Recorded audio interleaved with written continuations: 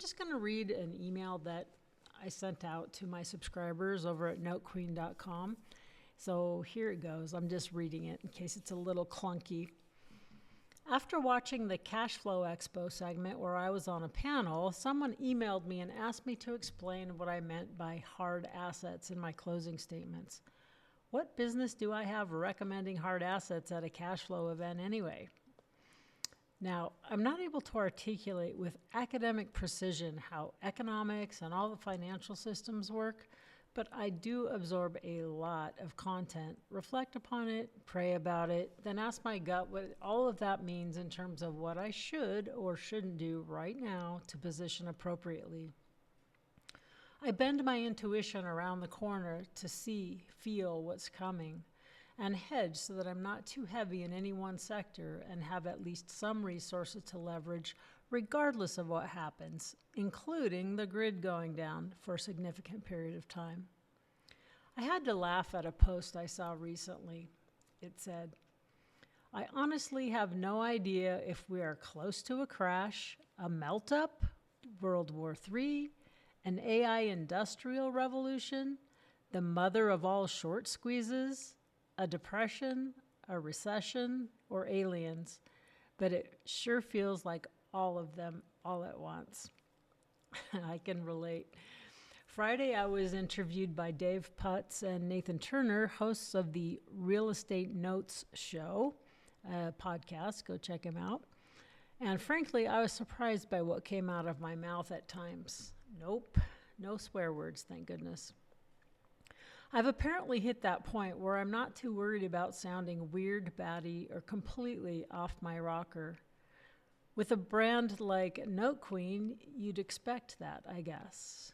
But honestly, until relatively recently, I was somewhat embarrassed and felt a little cringy whenever someone introduced me as the Note Queen.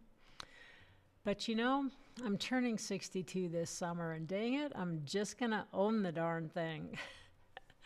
At the end of the show, Nathan asked me what my crystal ball had to say about where the economy is going. I said I was considering two timelines.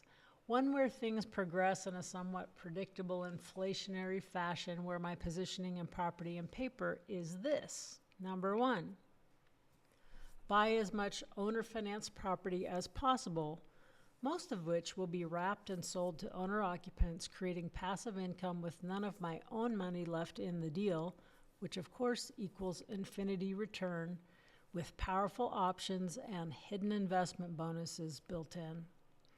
Number two, buy front-end partials of other people's notes. Number three, generate cash mining for the above two opportunities through being a real estate agent, a direct cash buyer of both notes and real estate, property management, and master leasing.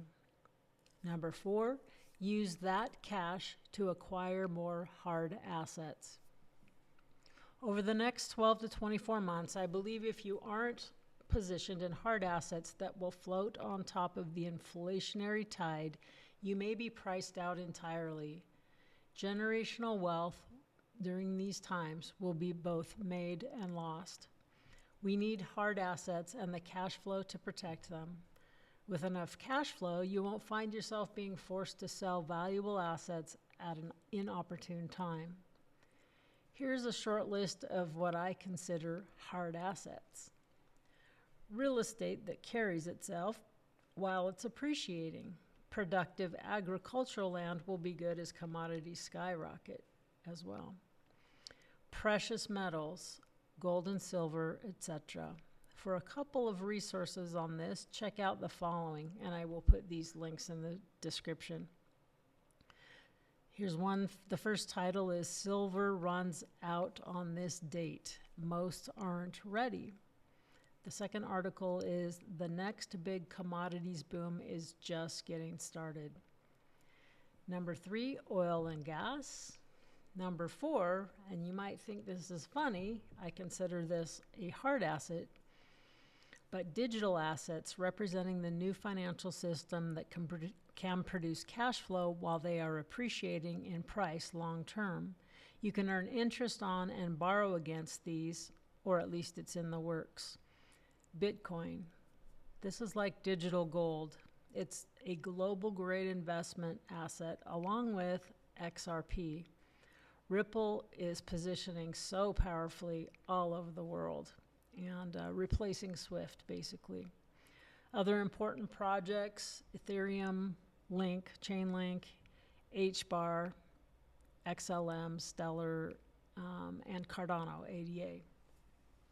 For those who haven't positioned in any of these, you've been given a gift with the recent downturn. Just my opinion. Do your own research and dollar cost average in as appropriate. Okay, now my second timeline goes something like this. There is a sharp, unexpected divergence, an exit stage left, and an honest financial system is radically installed practically overnight, making it easier for all of humanity to thrive and prosper, and simultaneously making many of our current institutions and investment vehicles obsolete. The systems we now have need to crumble. They will crumble because they're corrupt and built upon greed, power, and rely upon great inequalities. They need a slave class. Since at least 1913, the banking cartel has made sure that we are indentured servants, that we are impoverished. The house always wins. Those values do not resonate with the age of Aquarius, with eternal principles, universal, natural law, with love, integrity, and power to the people. We have a fiat currency that is basically a Ponzi scheme intent on siphoning wealth from the people.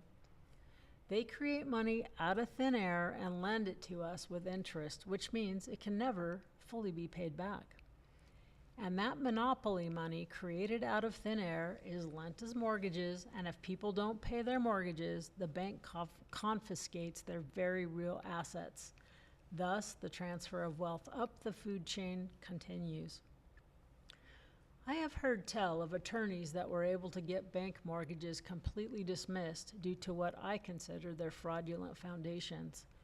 Of course, these professional rebels get black vans and guys with dark sunglasses showing up at the door. You know, we won't arrest you and we'll actually let you live, but you have to quit doing what you're doing. We can't let the public get wind of this. It has to be the best Tom Sawyer trick of all time to shift all of this toxic bank paper to private hedge funds and individual investors. Well, at this point, I'm sure I'm either offending or causing those in love with institutional paper to write me off completely, and I get it. These are just the radical thoughts that I can't help but consider. What if, just what if there were some sort of reckoning, a jubilee of all debt originated from the morally bankrupt machine? Okay, well, perhaps very unlikely, but still, that's why I'll stick with mom and pop paper or private lenders who put up money they worked hard to earn, even though that paper is unique and often doesn't conform to industry standards. And it's why I'm passionate about what I'm calling the AI real estate blueprint, where AI stands for angel investor, so that we can make individuals wealthier and communities stronger without engaging with or sending money up the food chain to Wall Street.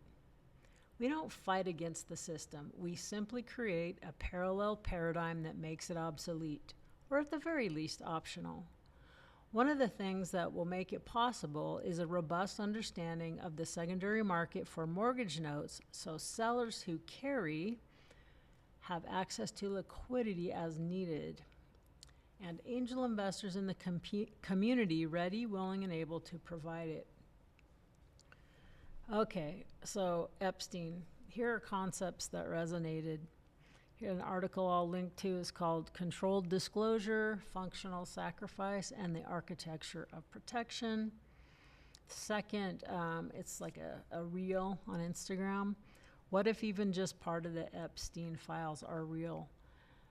In that case, exit the system, because it's not here to protect us or the children.